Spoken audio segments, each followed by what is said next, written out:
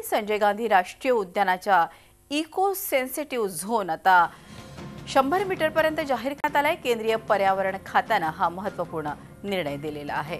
आजूबाजूच्या रहिवाशांना यामुळे मोठा दिलासा मिळालेला आहे।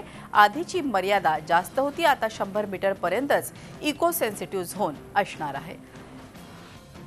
रामराजे शिंदे आपले प्रतिनिधी आपल्या बरोबर आहेत। रामराजे, आपण बघतो की ज्या तऱ्हेने एक प्रकारे हा इको सेन्सिटिव्ह झोन कमी केल्यानं तिथल्या आजूबाजूच्या रहिवाशांना दिलासा मिळालेला आहे। काय निर्णय घेतलेला आहे? बिलकुल, काही दिवसापूर्वीच भाजपचं एक शिष्टमंडळ या ठिकाणी आलं होतं आणि त्यांनी पर्यावरण मंत्र्यांकडे मागणी केली होती महत्वाची।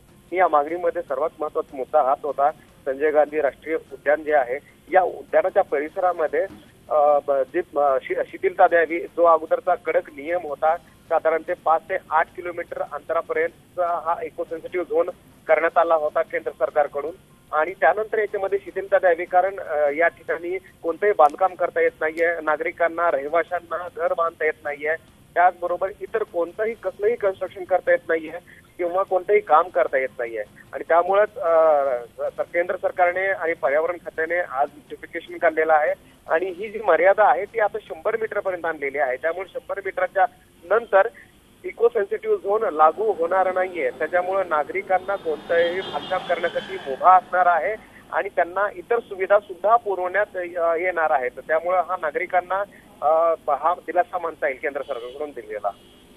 धन्यवाद रामराजे, ही माहिती दिल्याबद्दल। रामराजे शिंदे आपले प्रतिनिधी आपल्या बरोबर होते।